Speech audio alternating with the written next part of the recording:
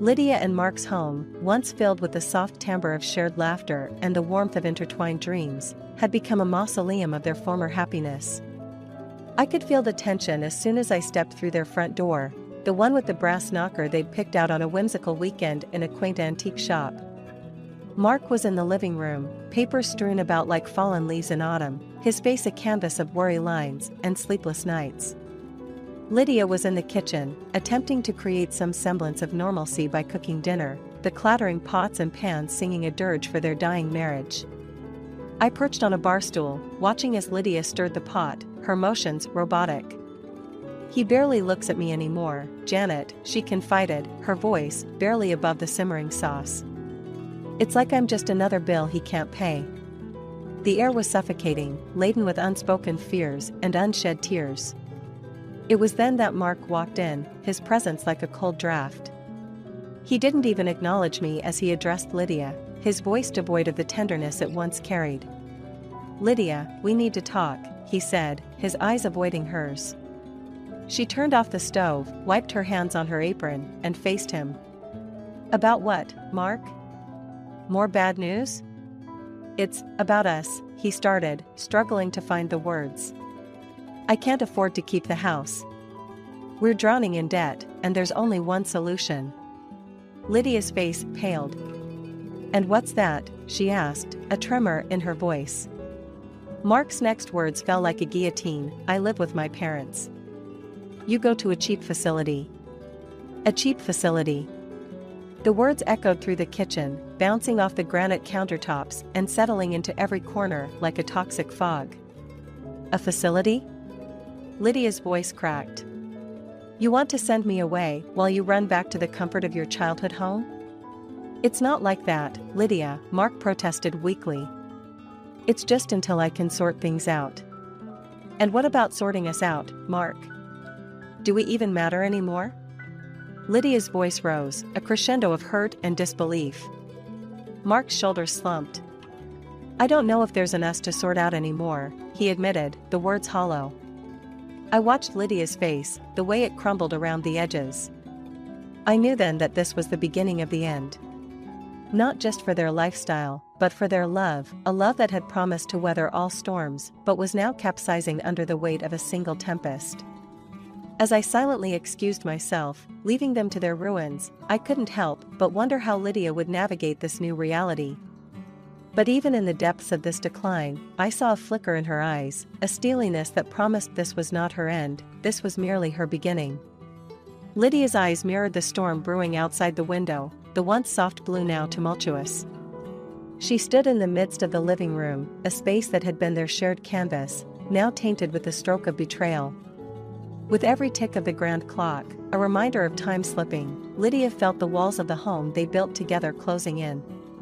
The day after Mark's pronouncement, she awoke with a resolve steeled by the need to survive. Lydia started making calls, her voice steady, belying the chaos that threatened to consume her. I arrived just in time to see the first of the trucks pull up. Lydia, clipboard in hand, directed the movers with a general's authority. The living room, once a testament to their opulence, was being stripped to its bones.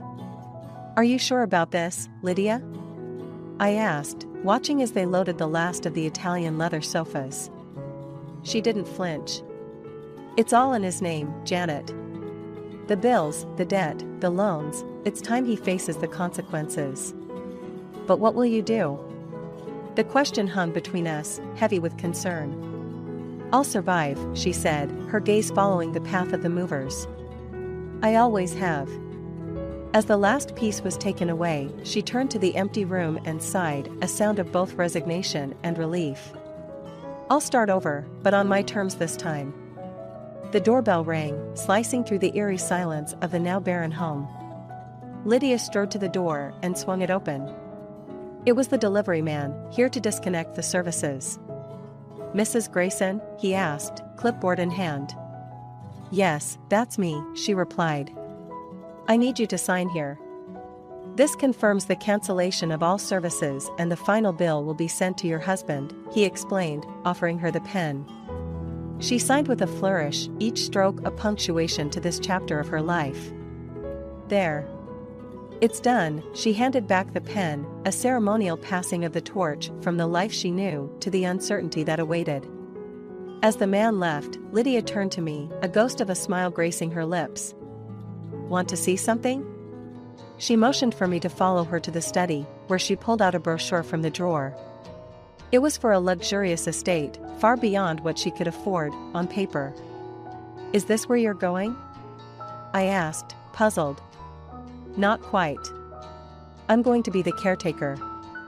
The owner travels extensively and needs someone to maintain the property. It's a place to stay, a job, and a chance to rebuild, she explained. I was stunned. But, Lydia, that's ingenious. It's survival, Janet. And it's time for a fresh start.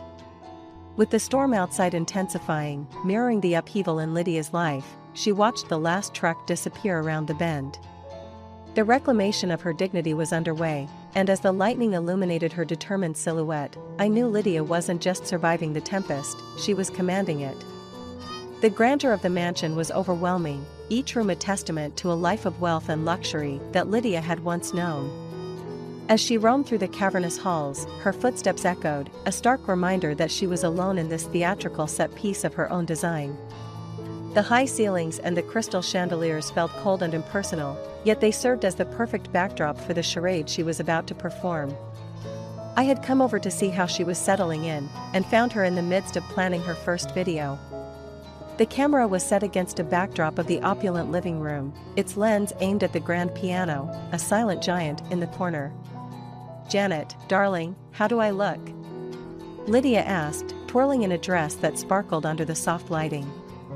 Like the queen of the castle, I replied with a smile, though my heart ached for her. This was all a show, but necessity had pushed her onto this stage. She took a deep breath and addressed the camera with an air of confidence that I knew was partly feigned. Welcome to my new home, she announced with a flourish, her voice steady and sure. A place where dreams are born and every day is a celebration. The recording light blinked red, capturing Lydia as she wove tales of extravagant soirees she'd never held and spoke of guests who'd never stepped through the door. She raised a glass of sparkling apple cider, the bubbles catching the light as she toasted to her newfound freedom. And to think, I owe this all to a simple twist of fate, she said to the camera, her eyes sparkling with a secret mirth. After the camera was turned off, Lydia slumped into an ornate chair, the facade slipping away for a moment. Do you think he'll buy it? She asked me, worry creasing her brow. He will if he wants to, I reassured her, though I had my doubts. It wasn't long before the videos took on a life of their own.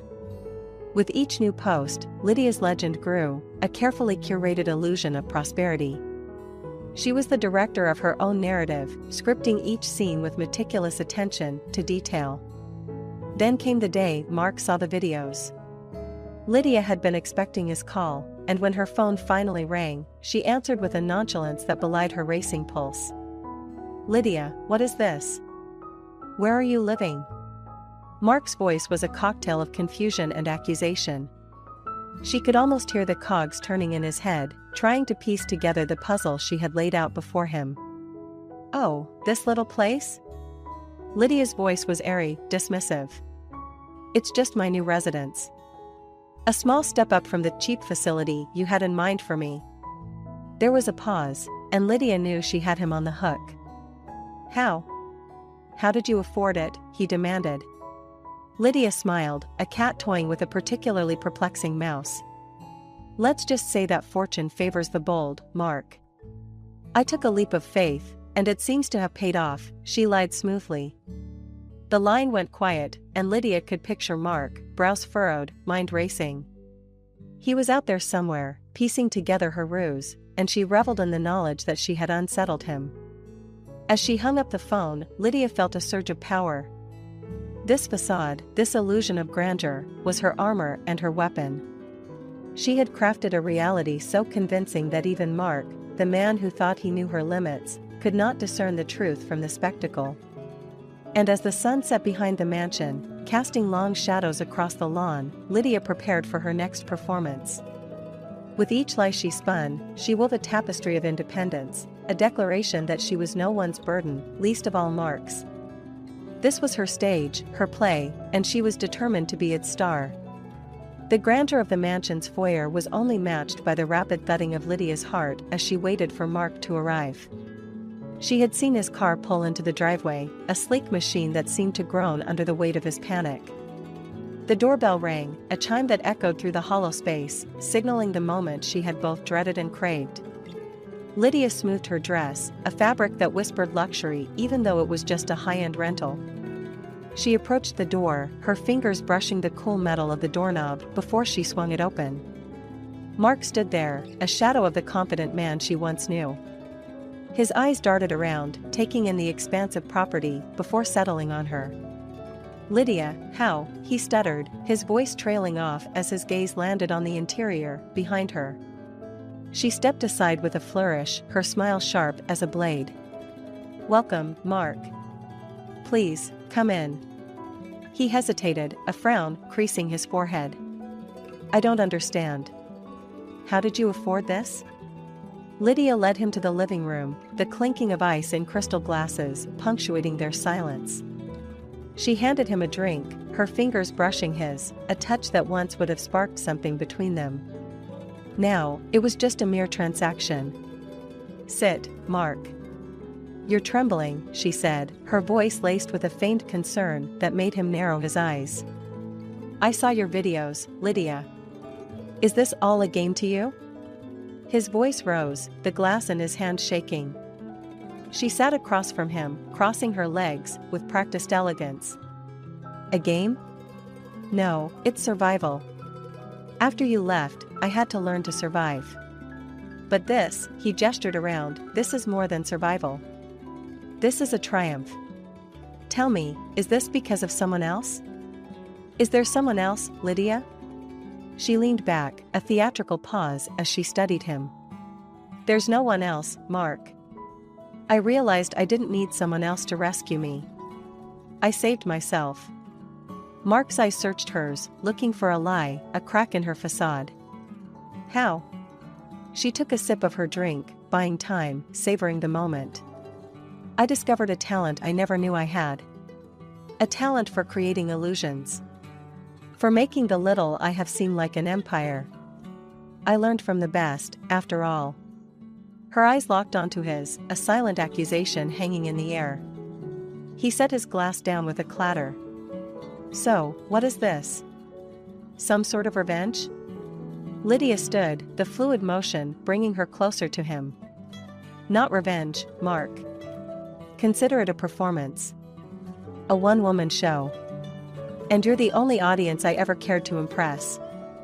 Mark's face paled as the realization dawned on him. The magnitude of her deception, the depth of her resilience, it all unraveled the image he had of the woman he left behind. Lydia walked him to the door, her hand on the knob. "You should go now, Mark. I have a lot to do." "Lydia, please." "No," she interrupted, her voice firm. "You made your choice. Now, live with it." She opened the door, and he stumbled out, still trying to comprehend the turn of events. She watched him go, the finality of the moment wrapping around her like a cloak. With the door closed behind her, Lydia leaned against it, letting out a long breath. The performance was over, but the curtain on her new life was just rising. The grandeur of the mansion's foyer was only matched by the rapid thudding of Lydia's heart as she waited for Mark to arrive. She had seen his car pull into the driveway, a sleek machine that seemed to groan under the weight of his panic. The doorbell rang, a chime that echoed through the hollow space, signaling the moment she had both dreaded and craved. Lydia smoothed her dress, a fabric that whispered luxury even though it was just a high-end rental. She approached the door, her fingers brushing the cool metal of the doorknob before she swung it open. Mark stood there, a shadow of the confident man she once knew. His eyes darted around, taking in the expansive property before settling on her. "Lydia, how?" he stuttered, his voice trailing off as his gaze landed on the interior, behind her.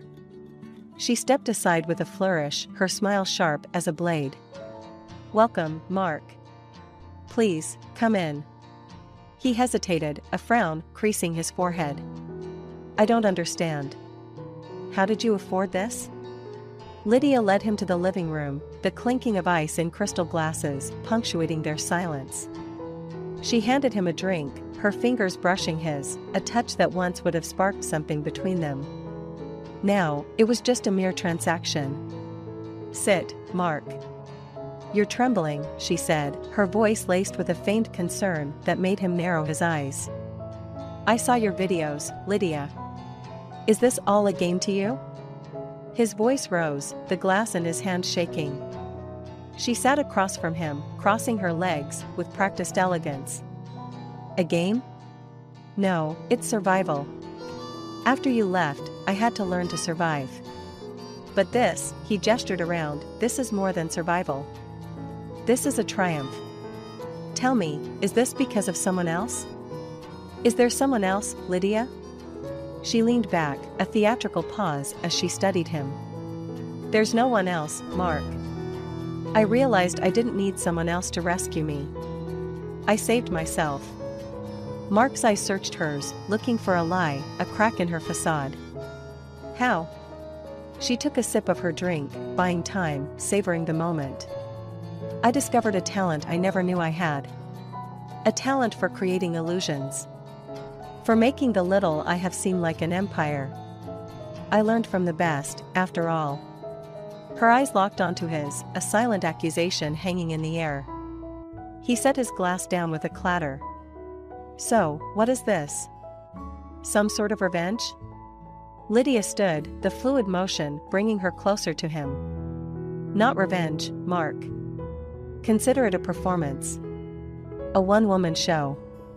And you're the only audience I ever cared to impress." Mark's face paled as the realization dawned on him. The magnitude of her deception, the depth of her resilience, it all unraveled the image he had of the woman he left behind. Lydia walked him to the door, her hand on the knob.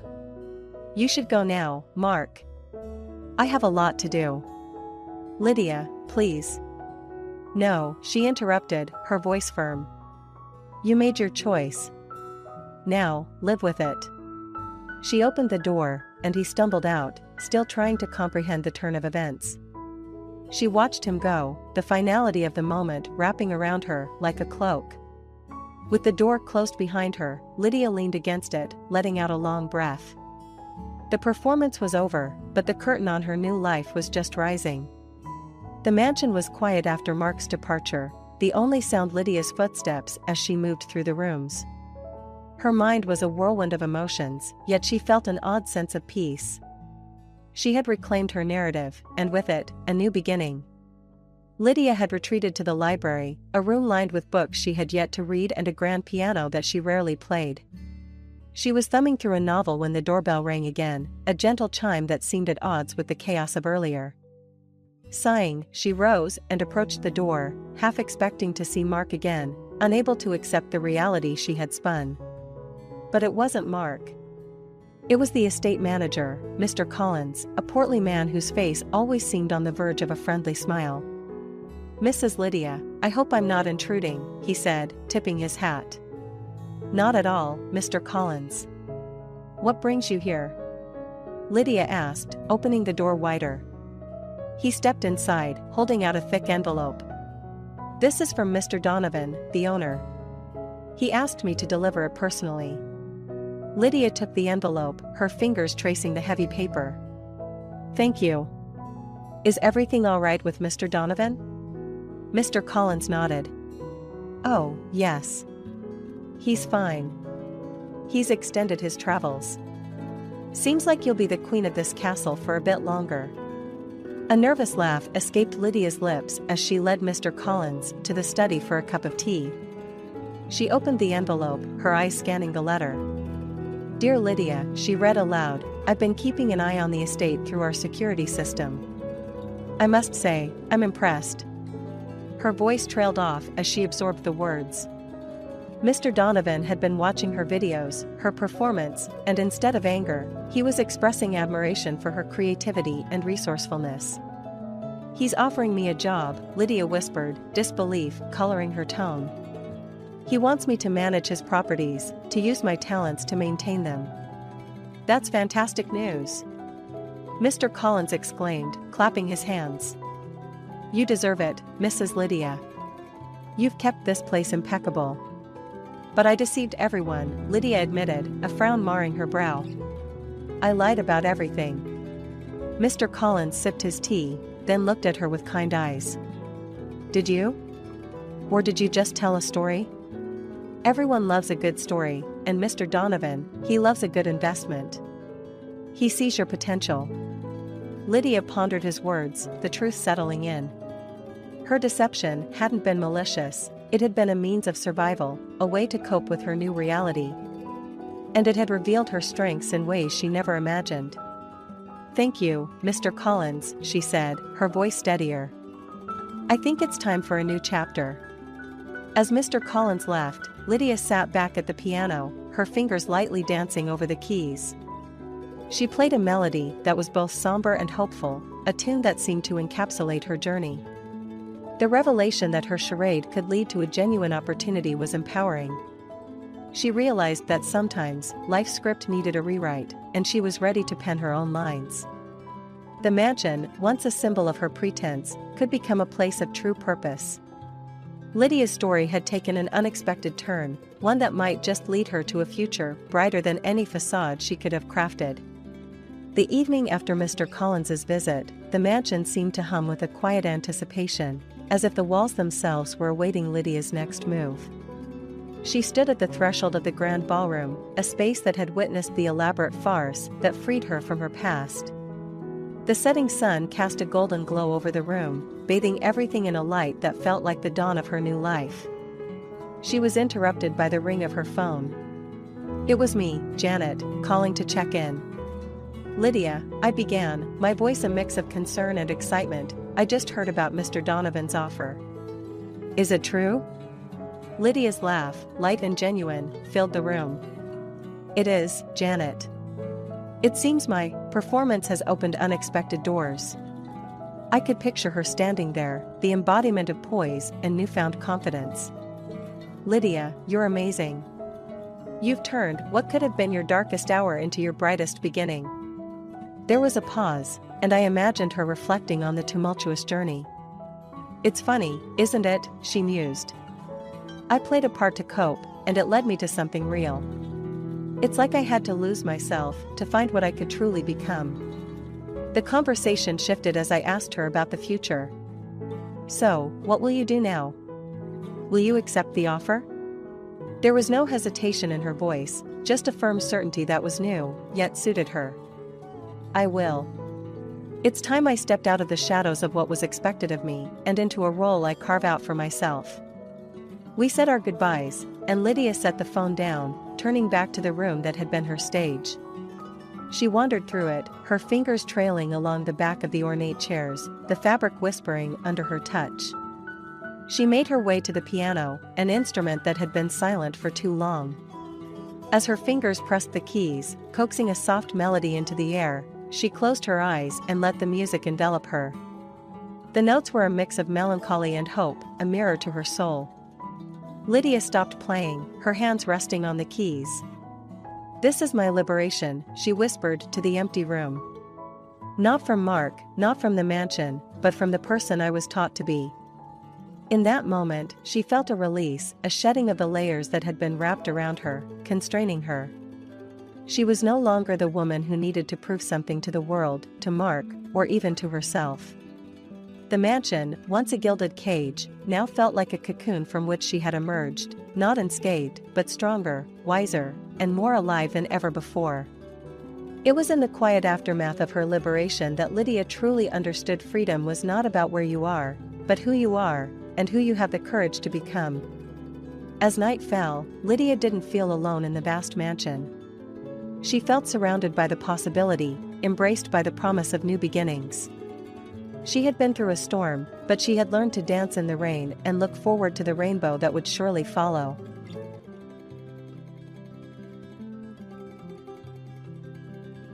The day had been long, and the sunset was a welcome sight, painting the sky in a mesmerizing dance of orange and pink hues. I stood by the window, a cup of chamomile tea cradled in my hands, my gaze fixed on the empty space on the porch where my packages should have been. It was the third time this month that my deliveries had vanished without a trace.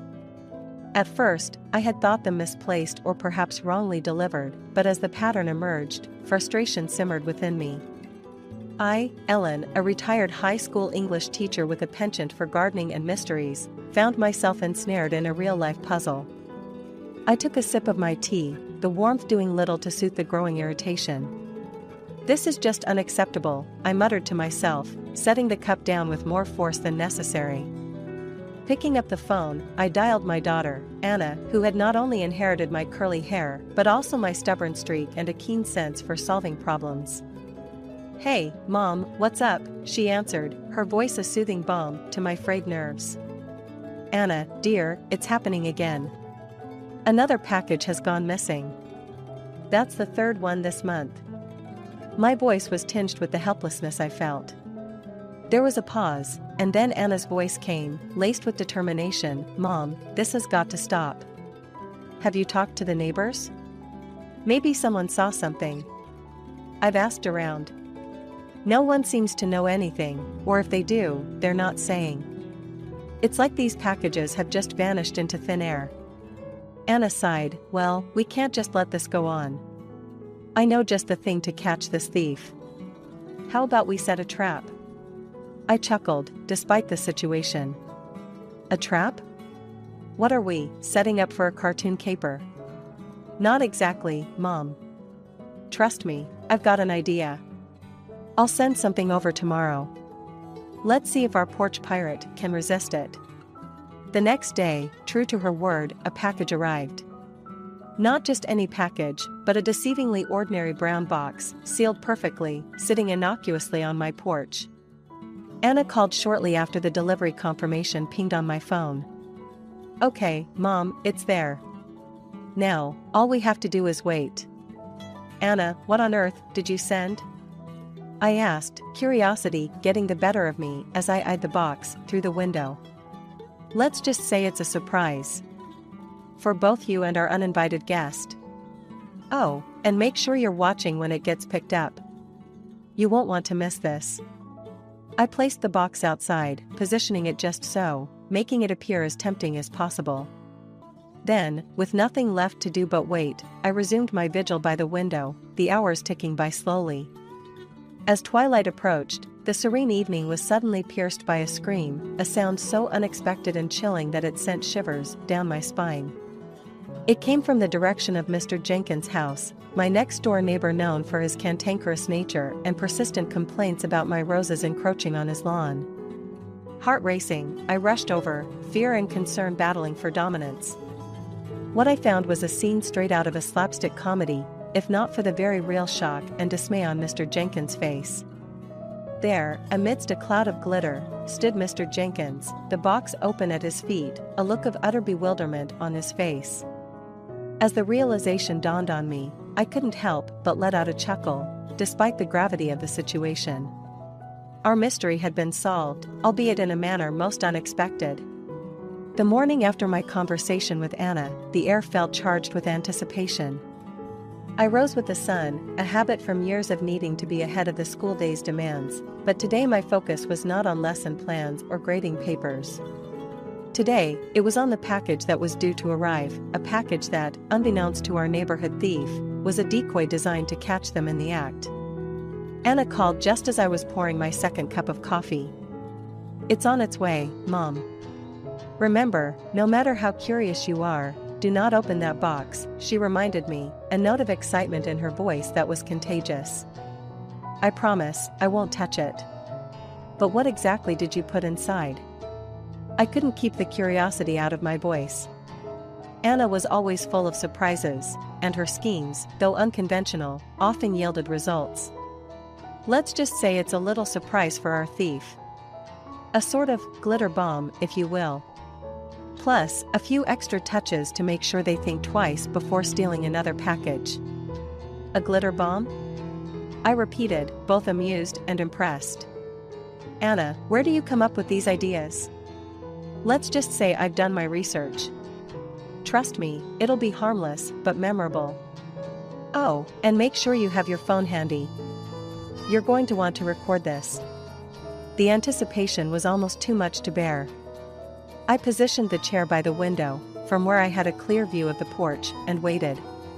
The package arrived mid-morning, delivered by an unsuspecting courier who had no idea he was part of our sting operation.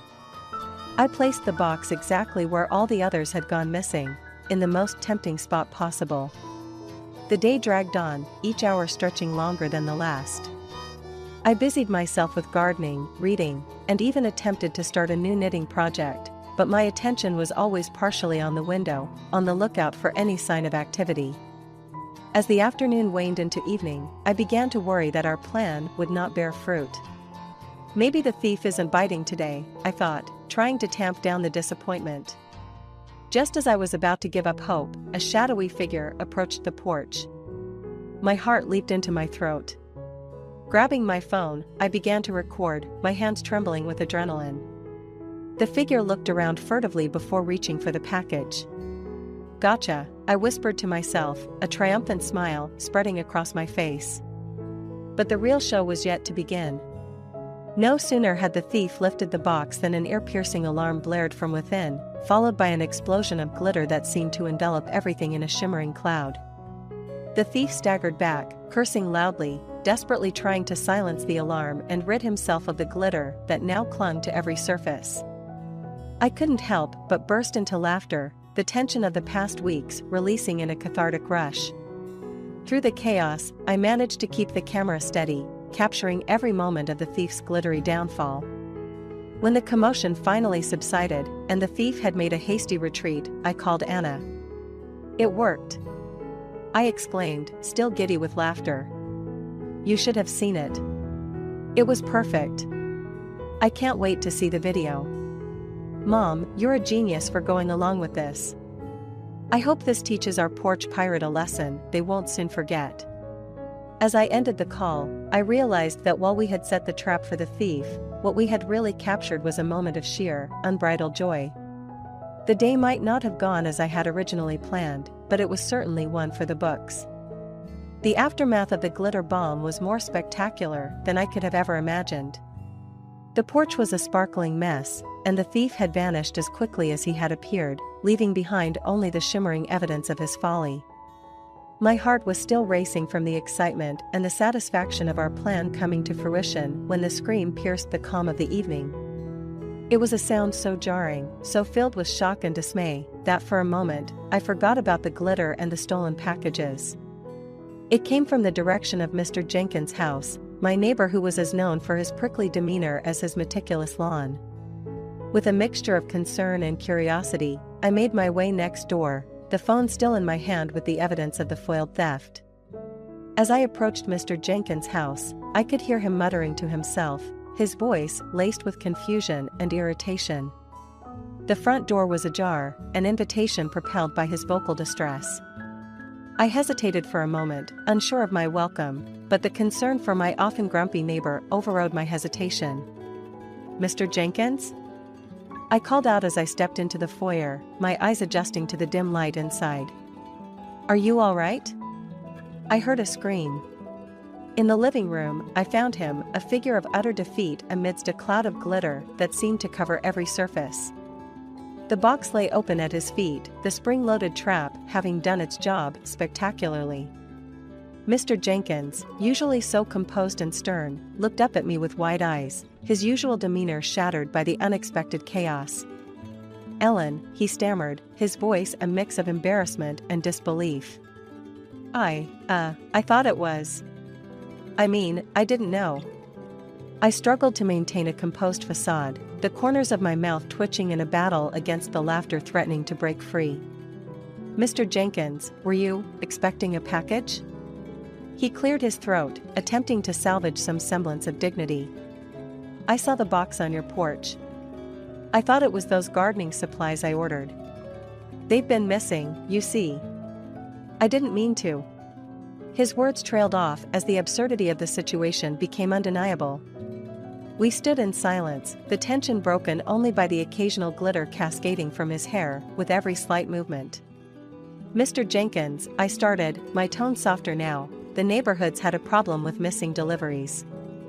I set that box out as a trap, not for you, but for whoever's been taking the packages. A flicker of realization crossed his face, followed by a flush of shame. I see, he mumbled, looking away. I suppose I owe you an apology, Ellen. I jumped to conclusions and, well, this is quite the mess, isn't it? I nodded, the laughter finally escaping in a gentle huff. Yes, but it's nothing that can't be cleaned up. And maybe this will put an end to our missing package problem. He looked at me then, really looked, and for the first time, I saw a hint of gratitude in his eyes. Ellen, No need, Mr. Jenkins. Let's just say we're even. Your complaints about my roses and my glitter trap. But let's agree to keep a closer eye out for each other's deliveries from now on. A small smile tugged at the corner of his mouth, a rare sight that I cherished.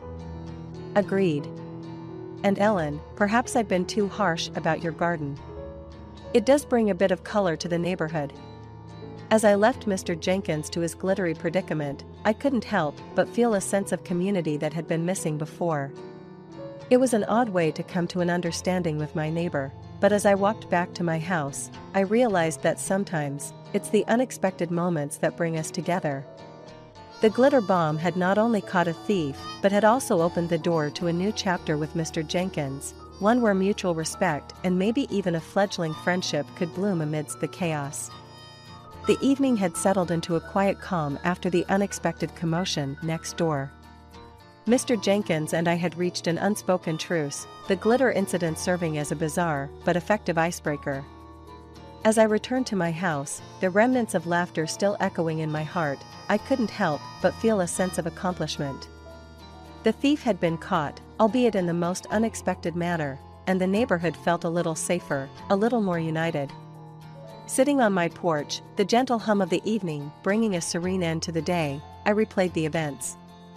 The moment of revelation, Mr. Jenkins' shock, and the subsequent understanding that blossomed between us.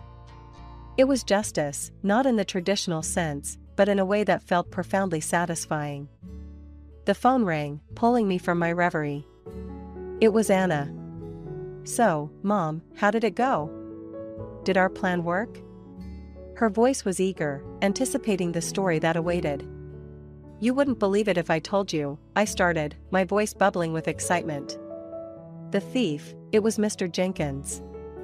There was a moment of stunned silence on the other end. Mr. Jenkins? Our Mr. Jenkins? The one who complains about everything under the sun? Yes, that very one. But before you jump to conclusions, it was a misunderstanding. He thought the package was his. Can you imagine? Caught in a glitter bomb meant for a porch pirate. Anna's laughter rang through the phone, clear and joyous. Oh, Mom, that's priceless. I wish I could have seen his face. It was a sight to behold, I admitted, the memory bringing another chuckle. But you know, Anna, it turned out to be a good thing. We talked, really talked, and I think we understand each other a bit better now. That's great, Mom. But, how did Mr. Jenkins handle the glitter situation? Let's just say he'll be finding glitter in his house for months to come. But he took it in stride. He even apologized for taking the package, though it was a mistake. And he said something nice about my garden for the first time ever. Anna's voice softened, a mix of pride and affection in her words. You handled that beautifully, Mom. Not just catching the thief, but turning a potentially nasty situation into something positive. The conversation shifted then, to plans and small updates, the comfortable chatter between mother and daughter weaving a warm end to the evening. As we said our goodnights, I felt a wave of gratitude for Anna, for her ingenious plan, and for the unexpected outcome that had brought a semblance of peace to our neighborhood. The next day dawned bright and clear, a fresh start. As I watered my garden, I noticed Mr. Jenkins outside, eyeing the border where his lawn met my flower bed. I paused, waiting for the usual complaints, but instead, he offered a nod of acknowledgement, a silent gesture of our newfound understanding. It was a small victory, but a meaningful one. The neighborhood felt different now, more like a community than a collection of strangers living side by side.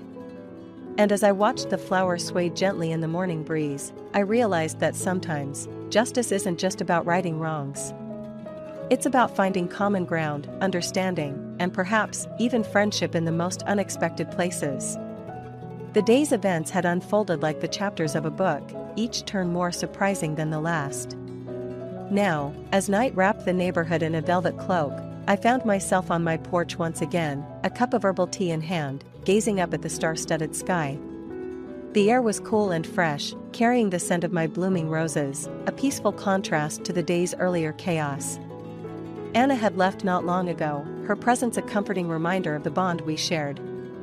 We had spent the evening recounting the day, our laughter mingling with the soft night sounds. Now, alone with my thoughts, I reflected on the unexpected lessons learned. "Quite the day, huh?" a voice called out, breaking the silence. I turned to see Mr. Jenkins, standing at the edge of his property, looking over at me. The glitter seemed to have found its way into his yard, a few sparkles catching the moonlight. "Indeed, it was," I replied, smiling warmly. "I didn't expect it to end with us chatting under the stars." Mr. Jenkins chuckled, a sound I wasn't sure I had heard before. "Nor did I, Ellen. I wanted to thank you. Not just for the, glitter, but for being understanding." I nodded, acknowledging his words. "We all make mistakes, Mr. Jenkins. It's what we learn from them that counts." Besides, our little mishap brought some much-needed laughter. He agreed, a twinkle of amusement in his eye. "Yes, it did. And, Ellen, I must admit, your garden is rather beautiful at night." The compliment, simple yet genuine, warmed my heart. "Thank you, Mr. Jenkins. That means a lot, coming from you." We shared a moment of comfortable silence, the boundaries between us softened by shared experiences and newfound respect. "Ellen," Mr. Jenkins began, hesitantly, "I was thinking. Perhaps I've been too set in my ways. Maybe it's time for a change. Could you teach me a bit about gardening?" The request took me by surprise, a delightful turn I hadn't anticipated. "I'd like that very much, Mr. Jenkins. I think you'll find gardening quite rewarding." His smile, though slight, was sincere. "I look forward to it. Good night, Ellen." "Good night, Mr. Jenkins." As he retreated to his house, I turned my gaze back to the stars, marveling at the day's unexpected outcomes.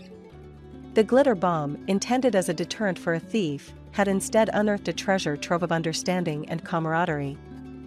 I sipped my tea, the warmth comforting against the cool night air. The stars above seemed to twinkle with a bit more fervor, as if celebrating the small victories of humanity below. In the grand scheme of things, our neighborhood squabbles and misunderstandings were trivial. Yet, in resolving them, in finding common ground and laughter in adversity, there was a profound beauty, a reminder of the resilience and capacity for change within us all. The night deepened, and I lingered a while longer, lost in thought. The universe was vast, its mysteries unfathomable, but here, in my little corner of the world, I had found something just as infinite and unknowable: the human heart and its ability to forgive, to grow, and to connect in the most unexpected ways. As I finally rose to head inside, the night felt a little less dark, the future a bit brighter.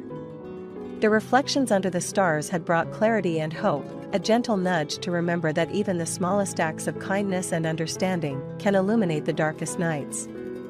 The first light of dawn crept across the sky, painting it in soft hues of pink and gold. I had always been an early riser, but today, I woke with a sense of renewal, as if the events of the previous day had washed away old grievances and opened a door to new beginnings. The air was crisp, filled with the promise of a fresh start, and as I stepped onto my porch, I couldn't help but pause and breathe it in deeply. My garden, a riot of colors and scents, seemed to greet the new day with me. I had spent countless hours among these flowers, each one a testament to the patience and care that gardening demands. Today, they appeared even more vibrant, as if reflecting the shift in my own heart. As I began my morning routine of tending to the plants, I noticed movement at the edge of my vision. Looking up, I saw Mr. Jenkins, awkwardly holding a small shovel and a packet of seeds. He caught my eye and offered a tentative smile, a clear sign of his intention to take up my offer on learning about gardening. "Good morning, Ellen," he called out, crossing the small distance between our properties. "I hope I'm not too early. I thought I'd take you up on that offer, if the offer still stands." "Good morning, Mr. Jenkins," I replied, my heart warming at the sight. "You're just in time. I was about to start planting some new seedlings. I'd be happy to show you the ropes." He nodded, looking down at the packet in his hand. "I bought these. Not sure if they're the right kind, but I thought we could start here," he said, offering the packet to me. I took it, my smile broadening as I saw it was a packet of marigold seeds. Marigolds are perfect. They're hardy and great for beginners. They also keep pests away, a natural protector of the garden. Mr. Jenkins seemed pleased with that, his shoulders relaxing slightly. "Well then, lead the way, Ellen. I'm here to learn." And so we began, side by side, as I showed him how to prepare the soil, how to plant the seeds at the right depth, and how to water them without drowning the tender beginnings of what would become vibrant flowers. As we worked, I found myself sharing bits and pieces of gardening wisdom, the kind that comes not just from books but from years of hands-on experience and the failures that teach much more than success ever could. "You know, Mr. Jenkins, gardening is a lot like life. It requires patience, care, and a bit of faith. Sometimes, things don't turn out the way we plan, but there's always a new season, a chance to start over," I said, patting down the earth around a newly planted seedling. Mr. Jenkins paused in his work, considering my words. "I suppose I've been stuck in the winter of my ways for too long," he mused. "It's time for my own spring, I think." His admission struck a chord, a reminder of the transformative power of forgiveness and the willingness to embrace change. "We all have our seasons, Mr. Jenkins. What matters is what we choose to grow in them." As the morning progressed, we continued our work in companionable silence, broken only by the occasional question from Mr. Jenkins or a word of encouragement from me. By the time we finished, there was a small but promising patch of earth sown with seeds that, in time, would bloom into a beautiful testament to new beginnings.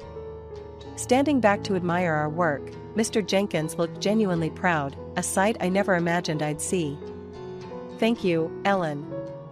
I have a feeling this is going to be more than just a garden for me." I nodded, feeling a deep sense of satisfaction. "You're welcome, Mr. Jenkins. Remember, the most important part of gardening isn't the flowers or the plants. It's the growth, both in the garden and in the gardener." As he left, promising to take care of our joint project, I remained outside, the sun now fully risen, bathing the world in its golden light. The events of the past few days had woven a new tapestry in the fabric of our neighborhood, one colored with understanding, laughter, and the beginnings of friendship.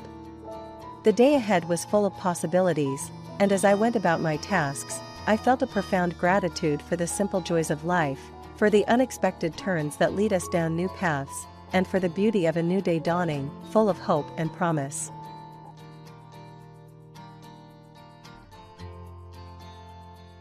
The day Edna announced she was moving in, the air in our home thickened, as if anticipating the storm her presence would bring.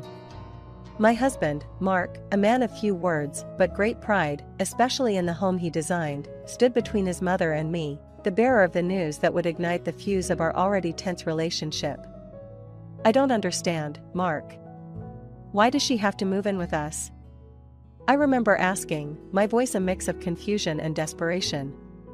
The idea of sharing our space with the domineering matriarch, whose visits alone left me exhausted, was unfathomable. Mark, with a sigh that seemed to carry the weight of the world, replied, "Laura, it's my mother. She's getting older, and after the fall, she can't be alone.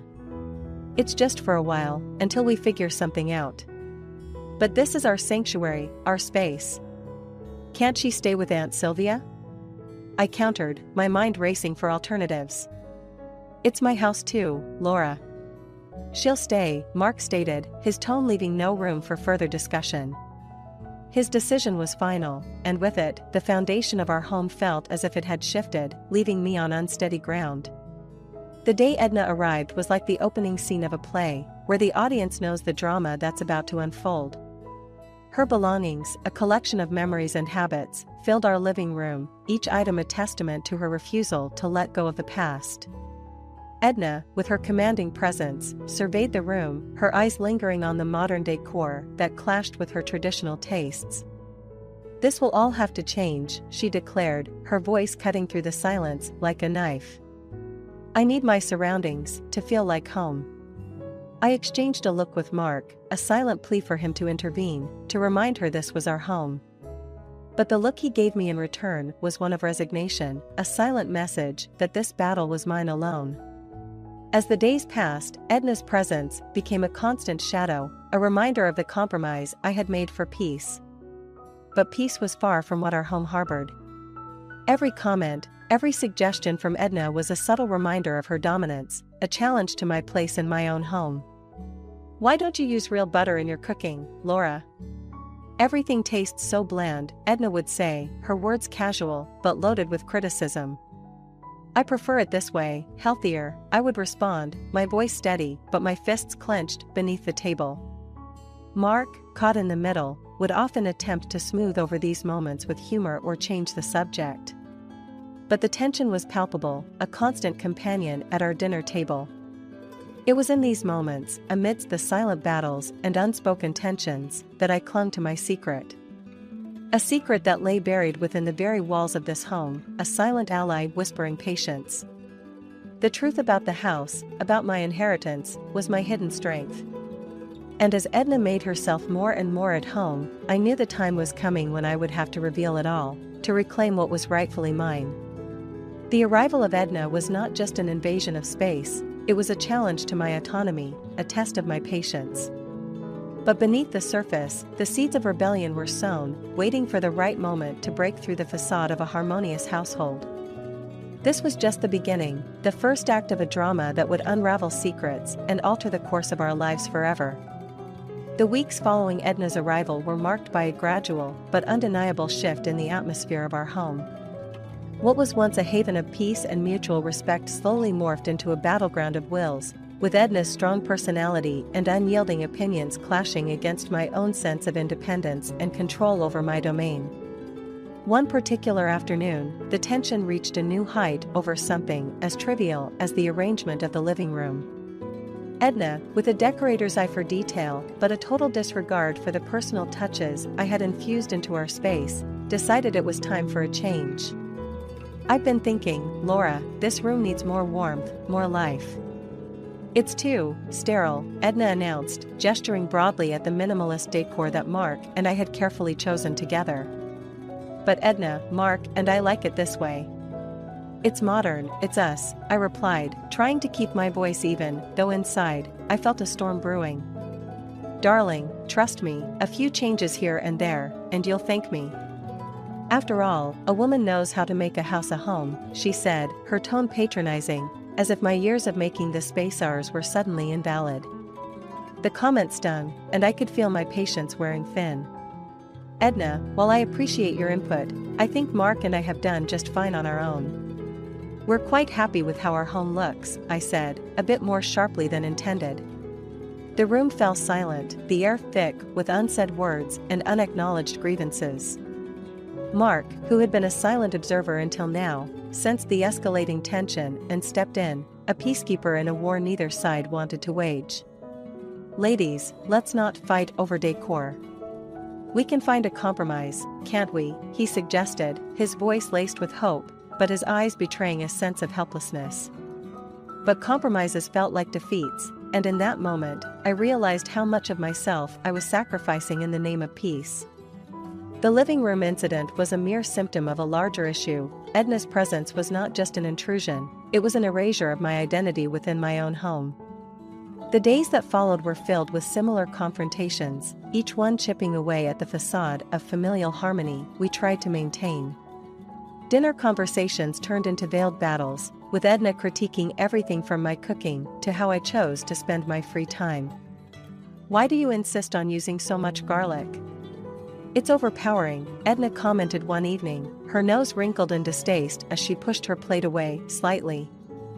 It's actually quite good for your health, I retorted, my voice calm but firm, and it's a key ingredient in this dish. If it's not to your taste, I can prepare something else for you next time. Mark, ever the mediator, tried to lighten the mood. Well, I love it. Keeps the vampires away, right? He joked, attempting to bridge the gap with humor. But the laughter died quickly, smothered by the growing realization that our home was no longer ours alone. It had become a shared space, dominated by the matriarch's preferences and criticisms, leaving little room for our own. As the weeks turned into months, the tension within our walls built into an oppressive force, a constant reminder of the struggle for dominance and control. My relationship with Mark began to show the strain, our conversations often ending in silence or arguments about his mother's latest comments or actions. "Laura, can't you see she's just trying to help?" Mark would argue, his loyalty to his mother clashing with his love for me. Help? By undermining me at every turn? "Mark, this is our home, and I feel like I'm losing it piece by piece," I would counter, my frustration boiling over. It was clear that something had to give. The tension was unsustainable, a silent storm waiting to erupt. And as I lay awake at night, listening to the quiet of the house that no longer felt like mine, I made a decision. It was time to take a stand, to reclaim my space and my voice in the home I loved. The secret I had kept for so long, buried within the walls of this house, would be my ally in the battle to come. It was time for the truth to come to light, for the balance of power to shift. The tension that had built up was about to find its release, and I was ready. The decision to reveal my secret wasn't made lightly. It felt like holding a lit match over a powder keg, knowing the explosion could either clear the air or destroy everything. The secret, my inheritance and true ownership of our home, was a truth I had kept hidden, even from Mark, to maintain a semblance of normalcy in our marriage. But Edna's presence, her constant undermining of my place in my own home, pushed me to a point where silence was no longer an option. It was on a chilly evening, the sky painted in hues of orange and purple as the sun dipped below the horizon, that I decided it was time. Mark was in his study, likely poring over blueprints for his next project, the one place he found solace amidst the storm brewing in our home. I found my steps leading me there, a mix of resolve and trepidation in my heart. "Mark, we need to talk," I said, my voice steady despite the whirlwind of emotions inside me. He looked up, his expression one of mild surprise mixed with concern. "What's wrong, Laura? Is this about Mom again?" I nodded, taking a deep breath. "Yes, but it's more than that. It's about us, this house, and something I've never told you." The confusion on his face deepened, and he gestured for me to sit. "Okay, I'm listening. I've been keeping a secret from you, something important about this house, our home," I began, my hands clasped tightly together. "The truth is, this house was bought with my inheritance. I am the legal owner." The silence that followed was deafening. Mark stared at me, disbelief etched on his face. "What are you talking about, Laura? I designed this house, we built it together." "Yes, you designed it, and it's beautiful because of you. But the funds, Mark, they came from me, from an inheritance I received. I never told you because I didn't want it to change anything between us. I wanted this to be our home, equally. But now..." "Now what, Laura?" Mark's voice was a mix of hurt and anger.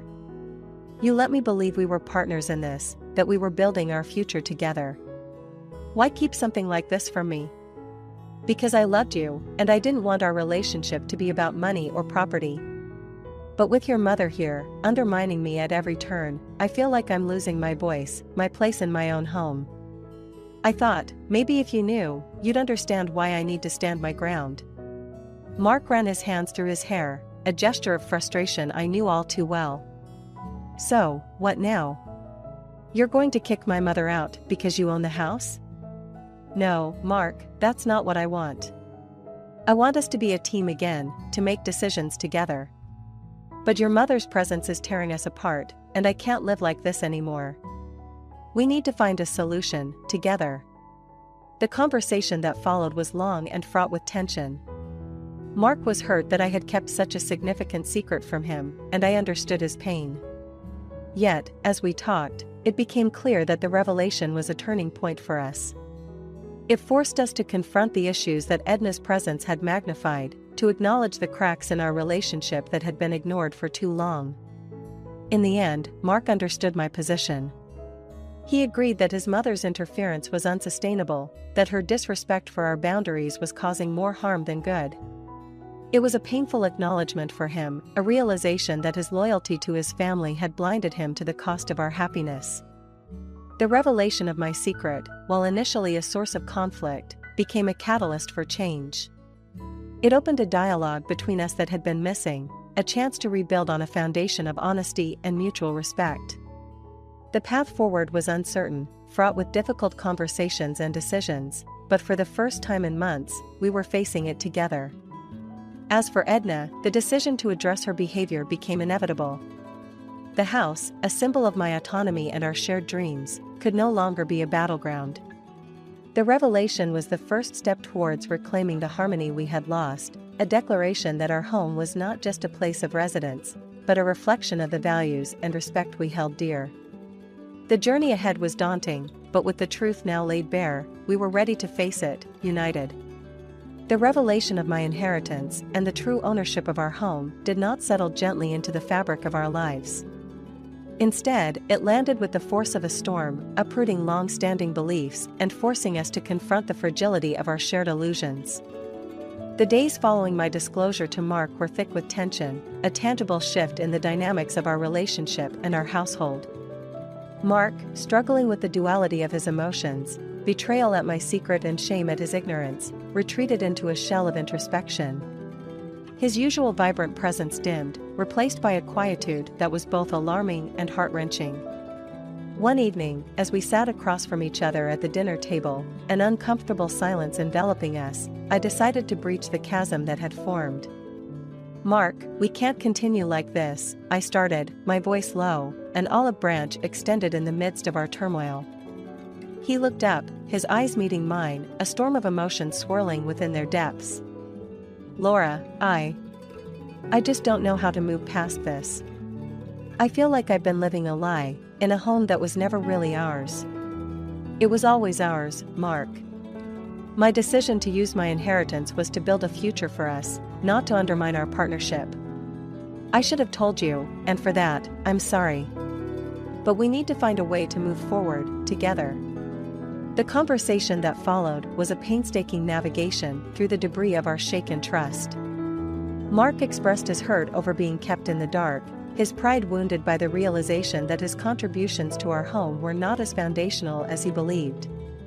I listened, my heart aching with regret, understanding for the first time the depth of the rift my secret had caused.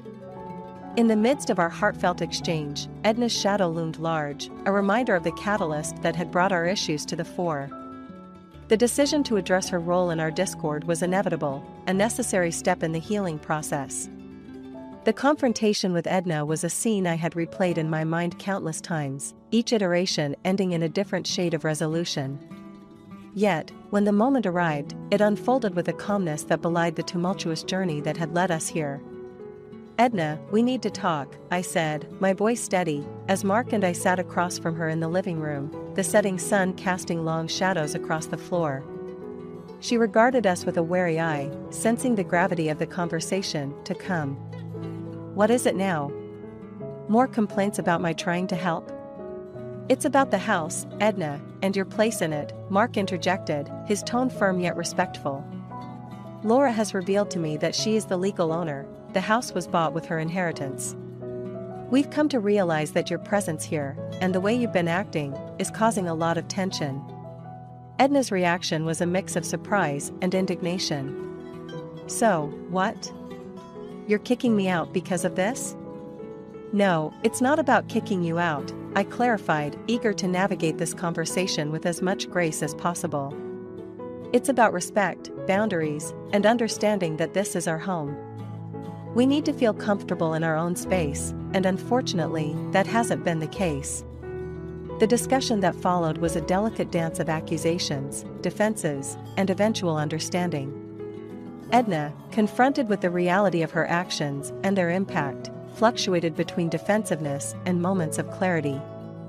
It was a difficult conversation, fraught with emotional landmines, but it was also a necessary one. In the end, a decision was made for Edna to move out, to find her own space where she could live as she pleased without infringing on our autonomy. It was a resolution that brought no joy, only a somber recognition of the limitations of our familial bonds. The fallout from my revelation and the subsequent decisions we made reverberated through our lives, a series of aftershocks that tested the foundation of our marriage. But it also opened a path to rebuilding, to addressing the issues that had been hidden beneath the surface. Mark and I, in the wake of our confrontation with Edna, found ourselves standing on the precipice of a new beginning. The road to recovery was long, paved with difficult conversations and the painstaking task of rebuilding trust. Yet, as we navigated this path, we did so with a newfound understanding of the importance of transparency, respect, and the courage to face our challenges together. The fallout was a crucible, one that burned away the illusions and forced us to confront the reality of our situation. But it also offered us a chance to forge a stronger bond, to build a future on the bedrock of honesty and mutual respect. As we faced the challenges ahead, we did so with the knowledge that our home, now truly ours, was a testament to our resilience, a sanctuary reclaimed from the brink of collapse. The aftermath of Edna's departure and the revelation that had precipitated it was like the calm after a storm, deceptive in its tranquility, with the damage lurking just beneath the surface. Our home, once a battleground of wills and unspoken grievances, now bore the scars of our recent turmoil. Yet, it also offered a blank canvas upon which Mark and I could begin to redraw the contours of our relationship and our lives together. The weeks that followed were a time of adjustment, a period marked by its quiet introspection and tentative steps towards reconciliation. Mark and I, once so certain of our shared path, now found ourselves navigating the uncertainties that lay in the wake of our confrontation. One evening, as we sat together in the living room, now devoid of Edna's influence but filled with the echoes of our recent conflicts, I broached the subject that had been weighing on my mind. "Mark, do you think we can truly move past this?"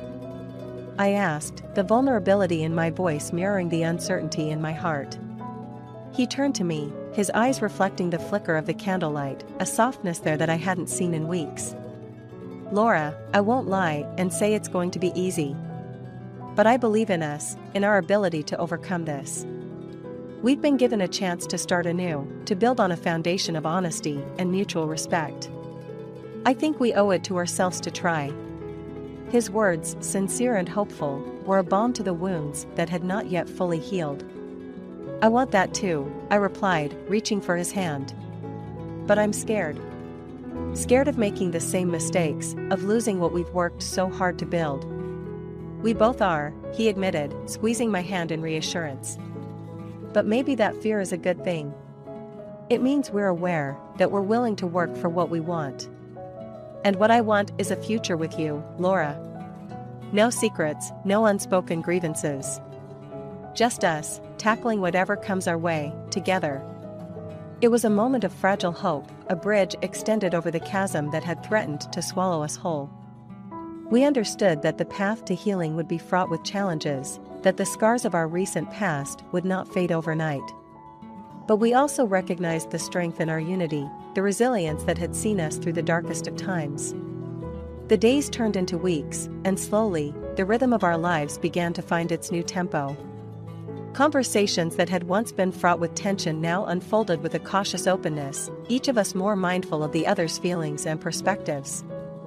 It was a delicate dance, one that required patience, understanding, and an unwavering commitment to the promises we had made to each other in the candlelit quiet of our living room.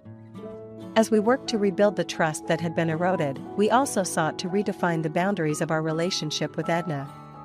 It was a process that required us to confront uncomfortable truths about family, loyalty, and the limits of our obligations.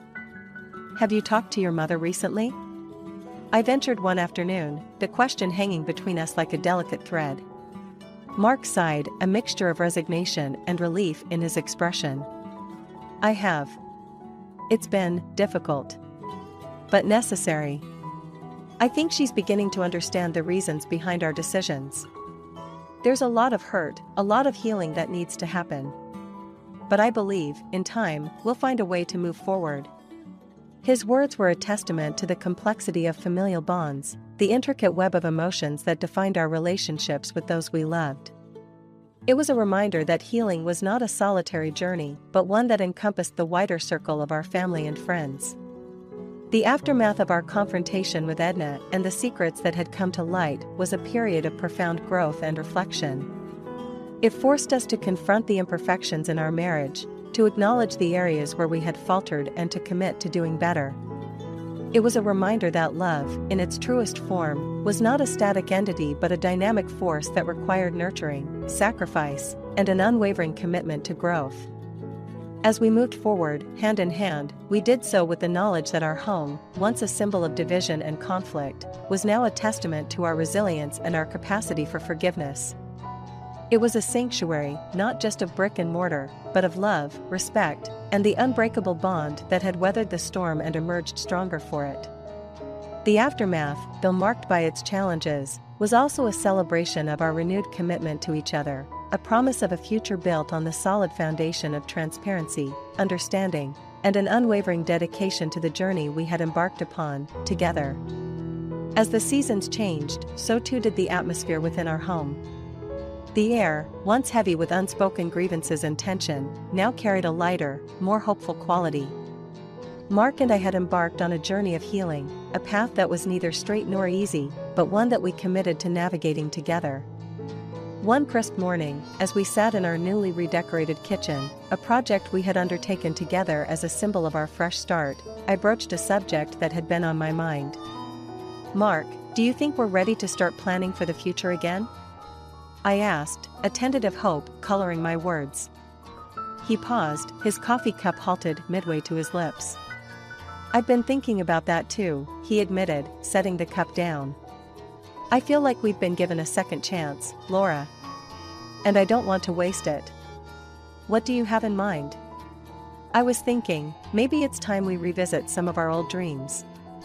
"The ones we put on hold," I suggested, the idea sparking a newfound excitement within me. "The trip to Italy?" he asked, a smile beginning to play at the corners of his mouth, the shared dream of ours suddenly tangible again. "Yes, and maybe even starting a family," I added, the words hanging between us, charged with possibility. Mark reached across the table, taking my hand in his. "I think that sounds perfect. But let's make sure we're doing it for us, not because it's what we think we should be doing." "Absolutely. It's about moving forward, together, on our own terms," I agreed, feeling a profound sense of connection and mutual understanding. The conversation marked a turning point for us, a definitive step away from the shadows of the past and towards the light of our future. We began to dream again, to make plans not just for the immediate future, but for the life we wanted to build together. It was a process that brought us closer, each shared dream and goal a brick in the foundation of our renewed relationship. Yet, even as we looked forward, we were mindful of the lessons the past had taught us. The importance of communication, of honesty, and of facing challenges together became the cornerstones of our approach to life. One afternoon, as we worked together in the garden, Mark broached a topic that we had skirted around for weeks. "Laura, have you thought about how we'll handle things with my mom moving forward?" he asked, his voice gentle but serious. I paused, considering my words carefully. "I have. And I think the key is setting clear boundaries. We can't change the past, Mark, but we can decide how we interact with your mom in the future. It's about respect, for us and for her." Mark nodded, a look of relief crossing his face. "I'm glad you said that. I want to make sure we're on the same page. She's still my mom, but you're my wife, and our family, our home, has to come first." The conversation was a reaffirmation of our commitment to each other, a mutual understanding that while we valued our relationships with our families, the sanctity of our marriage and our home was paramount. As the days turned into weeks and the weeks into months, our home once again became a sanctuary, a place of love, laughter, and shared dreams. The challenges we had faced, the secrets that had once threatened to tear us apart, now served as reminders of our strength, of our capacity to overcome adversity together. Moving forward wasn't about forgetting the past, it was about learning from it, about taking the lessons it had taught us and applying them to our future. It was about acknowledging our faults and our weaknesses and using them to build a stronger, more resilient bond. Our journey was not without its challenges, but it was ours, a testament to the power of forgiveness, the importance of transparency, and the unbreakable bond of love. As we moved forward, hand in hand, we did so with the knowledge that whatever the future held, we would face it together, stronger and more united than ever before. The aftermath of our struggles had not only healed the fractures in our relationship, but had also deepened our love, enriching our lives with a depth of understanding and compassion that only the trials of life can impart. In the end, moving forward meant more than just progressing through time, it meant growing, together and individually, into the best versions of ourselves. It meant building a future on the solid foundation of our past, with every lesson learned, every challenge faced, and every moment shared serving as a stepping stone towards the life we dreamed of. And as we stood on the threshold of this new chapter, we did so with open hearts and a shared vision, ready to embrace whatever lay ahead with courage, love, and an unwavering commitment to each other.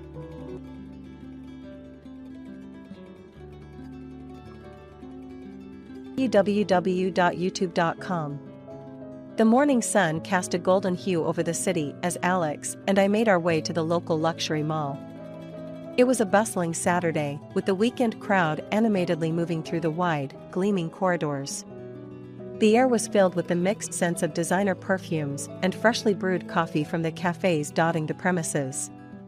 Alex, with his keen eye for detail, observed the vibrant displays and the latest fashion trends showcased in the windows. Despite his youth, he had an old soul that appreciated the beauty in everyday moments. "Mom, look at that display," Alex pointed towards a high-end electronics store, his eyes sparkling with interest. "That's the latest gaming console. Heard it's got some groundbreaking features." I smiled, watching his enthusiasm bubble over. "Maybe we can take a look later. Remember, we're here to find you new school shoes and a birthday gift for Aunt Sarah." He nodded, a grin still plastered on his face.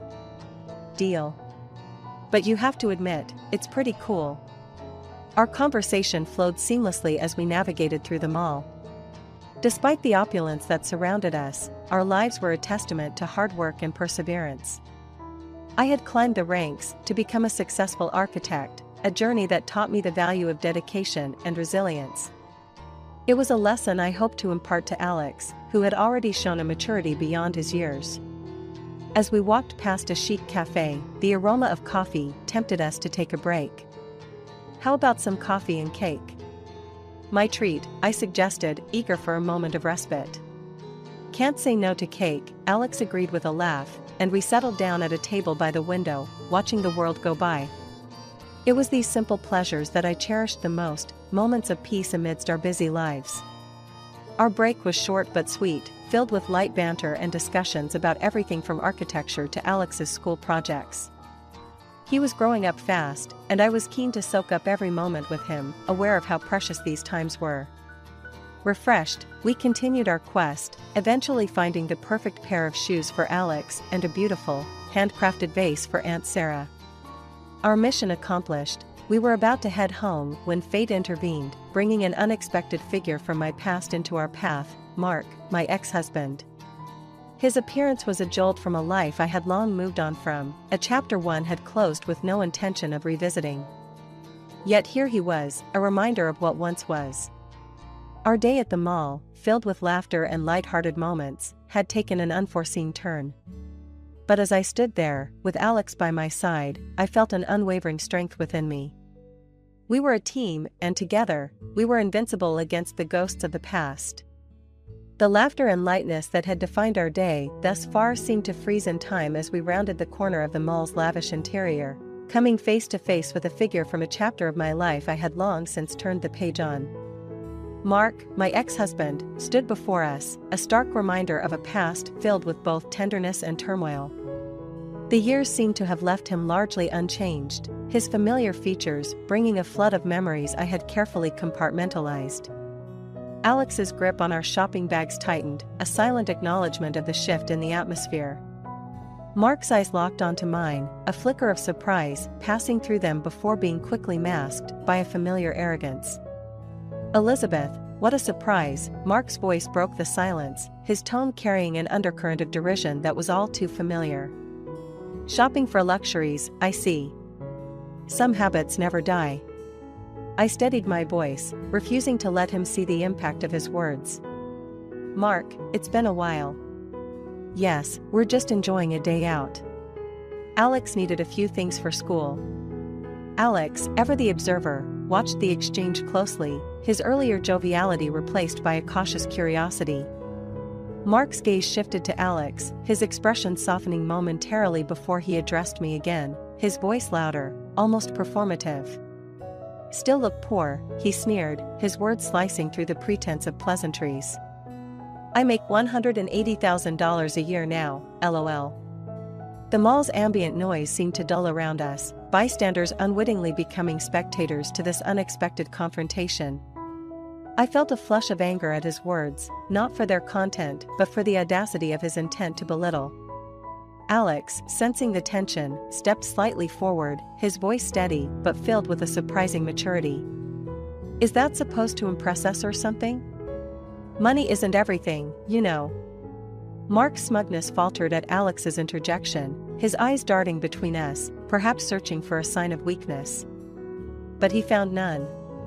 Instead, he found a son standing protectively beside his mother, a united front against unwarranted arrogance. "I'm just stating facts.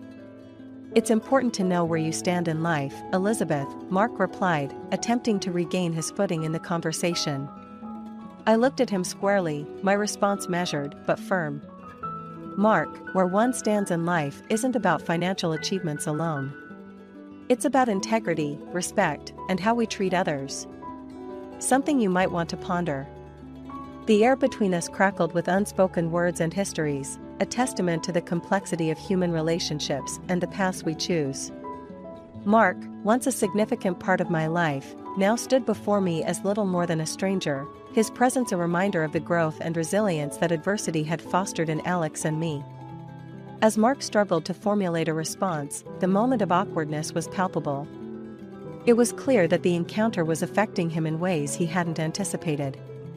His attempt at superiority had fallen flat, leaving him grappling with the reality of our indifference to his provocations. With a final nod, devoid of any warmth, I steered Alex away, our departure marking the end of an encounter that had briefly resurrected the past. As we walked, I felt a swell of pride for Alex, whose maturity and sense of self had shone brightly against the shadow of Mark's pettiness. Our steps took us further away from Mark, both physically and metaphorically, as we returned to the sanctuary of our shared experiences and forward-looking perspectives. The mall's opulence faded into the background, replaced by a renewed appreciation for the strength and unity that adversity had woven into the fabric of our lives. The encounter with Mark at the mall, rather than subsiding into a brief and uncomfortable memory, escalated into a palpable tension that enveloped us like a thick fog. As we attempted to distance ourselves, Mark's provocations grew more pointed, his need to assert dominance more apparent. "Leaving so soon? I thought architects were supposed to appreciate beauty and sophistication. Or is it just not within your budget?" Mark's voice followed us, tinged with a mocking sneer that echoed off the marble floors. I stopped in my tracks, feeling Alex's hand tighten around mine. Turning to face Mark, I saw in his eyes not just the arrogance, but a flicker of desperation. It was as if our dismissal threatened his very sense of self. "Mark, why do you do this?" I asked, genuinely curious, despite the heat of the moment. "Why is it so important for you to belittle us?" Mark's smirk faltered, replaced by a mask of defensiveness. "I'm not belittling you, Elizabeth. I'm just stating facts. It's not my fault if you can't handle the truth." Alex, who had been a silent observer until now, stepped forward. His voice was calm, but carried an edge of steel. "The truth, as you call it, seems to be nothing more than your opinion. And it's pretty clear that your opinion doesn't matter to us." The bystanders, sensing the drama, began to give us a wide berth, their curious glances adding an unwanted audience to our personal confrontation. Mark's demeanor shifted, a hint of anger seeping through. "Oh, so the kid speaks up now. What do you know about life, huh? You're living in a bubble, protected by your mother." I could feel the anger rising in me, not just at the insult aimed at Alex, but at the dismissive way Mark referred to our lives. Lives he had no part in, no understanding of. "Alex knows more about life and respect than you seem to grasp," I retorted, my voice steady but firm. "We don't live in a bubble, Mark. We face challenges, we overcome them, and we grow. Something you might want to try sometime." Mark scoffed, shaking his head. "You think you're so superior, don't you? Just because you've managed to make a little name for yourself. But at the end of the day, you're nothing without your so-called status." It was then that Alex, usually so reserved and thoughtful, let his frustration bubble to the surface. "And what are you without your money, Mark? Does it make you a better person? Because from where I'm standing, it seems to have done the opposite." The air crackled with the tension of our words, a silent battlefield where egos clashed and wills were tested. It was a moment that seemed to stretch into eternity, each of us locked in a stalemate of differing values and perspectives. Finally, Mark let out a bitter laugh, his gaze shifting from me to Alex and back again. "You think you've got it all figured out, don't you? Well, enjoy your moral high ground. I'll be enjoying my life in the only way that counts."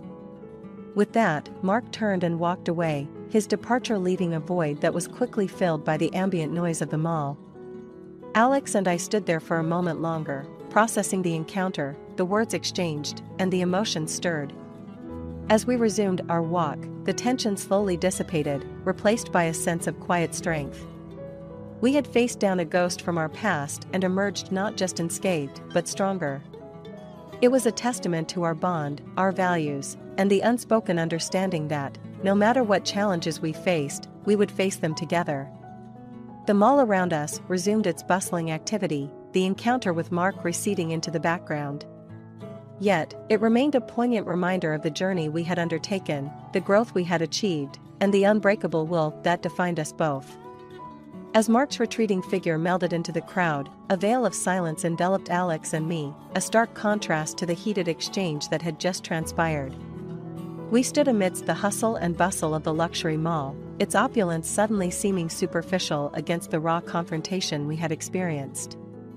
The air around us felt charged, heavy with words unsaid and emotions unexpressed. Alex broke the silence first, his voice reflective. "Mom, was it always like this with him?" I sighed, turning to face him, seeing the maturity in his eyes that belied his years. "Not always, Alex. But differences in values and priorities can create chasms too wide to bridge. Today, you stood up for us, for our values. I couldn't be prouder." He nodded, processing this. "It's just, I don't understand why he felt the need to assert himself in such a way. Does having more money really make him better than us?" This was a teaching moment, one of many we had shared, but this one carried the weight of real-life implications. "Alex, true worth isn't measured in dollars. It's in the content of our character, our actions, and how we treat others. Mark is lost in his metrics of success. We measure ours differently, and that's okay." We resumed walking, the incident with Mark slowly receding into the background as we discussed our own definitions of success and happiness. Our conversation was a balm, soothing the sting of the encounter. As we passed a bookstore, a shared love of ours, I suggested, "How about we pick up that novel you've been wanting? A little treat to brighten the day." Alex's face lit up, the shadow of the confrontation lifting. "Yeah, I'd like that." Inside the bookstore, surrounded by the quiet comfort of books, we allowed ourselves to be transported away from the earlier discord. It was in this sanctuary, amidst the smell of paper and ink, that the true turning tide occurred. The negativity brought on by Mark's words was replaced by the positive affirmation of our own values. While browsing, I noticed Alex deep in thought, thumbing through a book on architecture, my field of work. "Thinking of following in my footsteps?" I teased gently. He looked up, a smile playing on his lips. Maybe. I mean, buildings are cool, but it's more about creating something lasting, something meaningful, right? His words echoed the essence of my own philosophy. Exactly, Alex. It's about impact, contributing something positive to the world. Much more rewarding than any paycheck. We purchased the novel, along with a book on architecture for Alex, a symbol of potential paths and dreams to explore. As we exited the bookstore, the weight of our earlier encounter seemed a distant memory, overshadowed by a renewed sense of purpose and unity. Mom, do you think Mark will ever understand what we talked about? About what really matters? Alex asked as we made our way through the mall. I pondered his question, the optimism of youth shining through his concern. Maybe, Alex, maybe not. People change, but only if they want to. Our focus is on our journey, our growth. Let's concentrate on that, on being the best versions of ourselves. He nodded, a determined glint in his eye. Yeah. We know what's important. That's all that matters. As we continued through the mall, the echoes of our clash with Mark were now replaced by the echoes of our conversation, a testament to the resilience of the human spirit and the power of shared values. The tide had indeed turned, not in dramatic waves, but in the gentle, steadfast current of a deep, unspoken bond between mother and son. This encounter, though challenging, had only served to strengthen our resolve and reaffirm our commitments to each other and to the principles that guided our lives.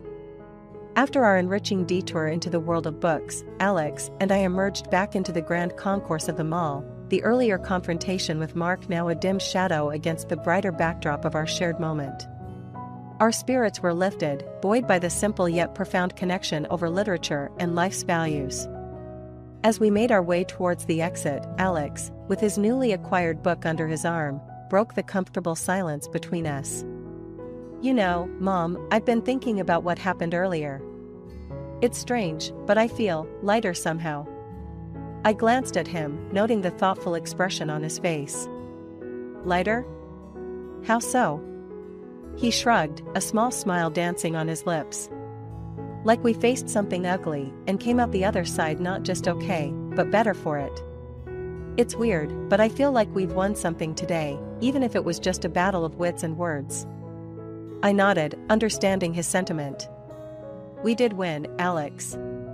Not because we defeated Mark, but because we stood by our values and showed that his words can't touch us. That's a victory in itself. Our conversation was interrupted by the sudden appearance of a familiar figure. It was Mark, once again crossing our path, but this time his approach was hesitant, his demeanor lacking the earlier arrogance. Elizabeth, Alex.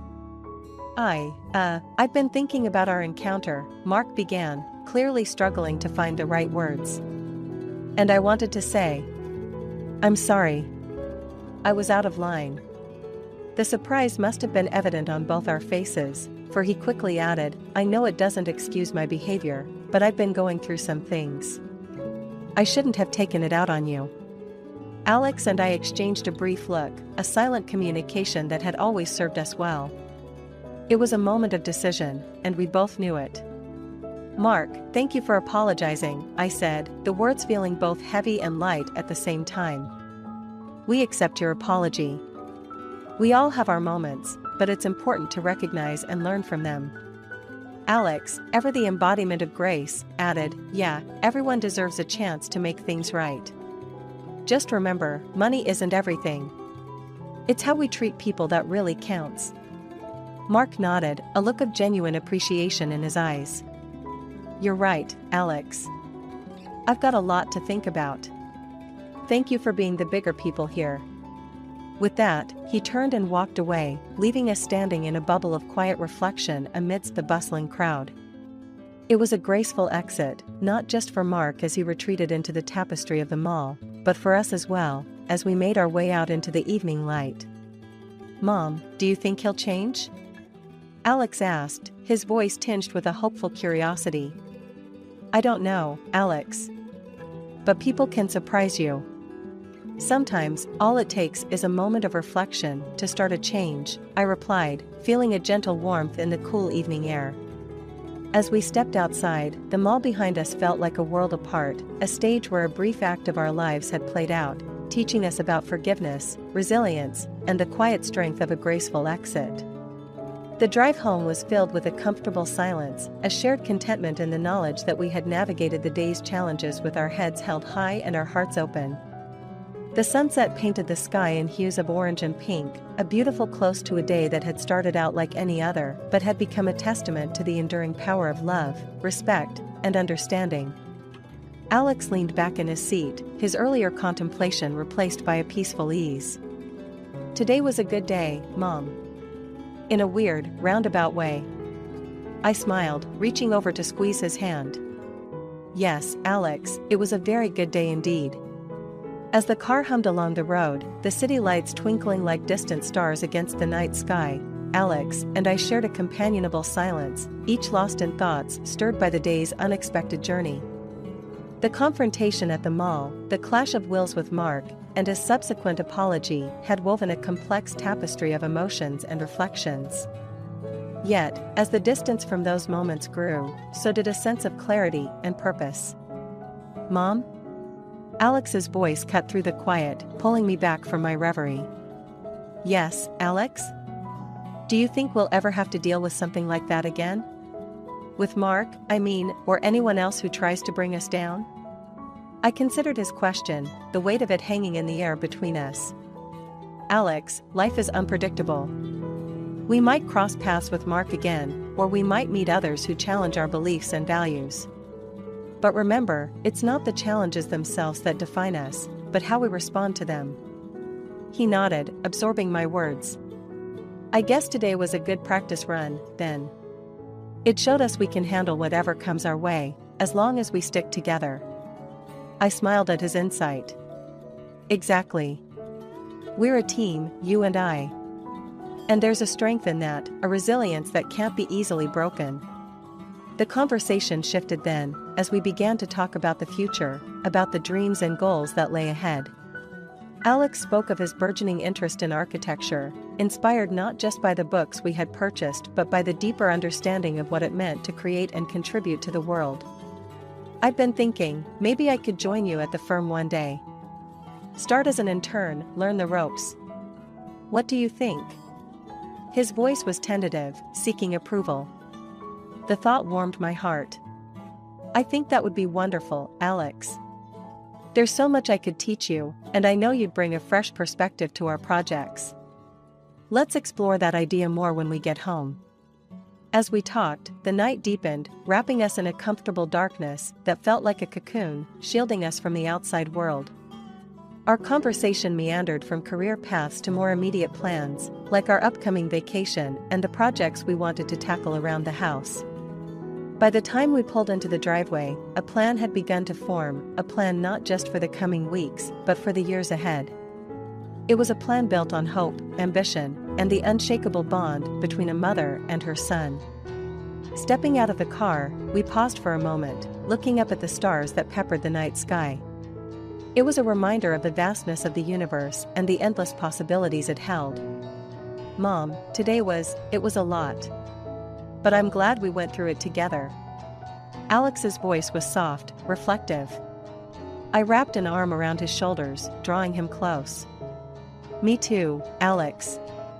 Life is a journey with its ups and downs, but it's the people we share it with that make it worthwhile." We stood there a while longer, basking in the silent beauty of the night, before finally heading inside. The events of the day had tested us, challenged us, but in the end, they had brought us closer, solidifying our resolve to face whatever the future might hold. As I tucked into bed that night, the echoes of our conversations filling my thoughts, I felt a profound sense of peace.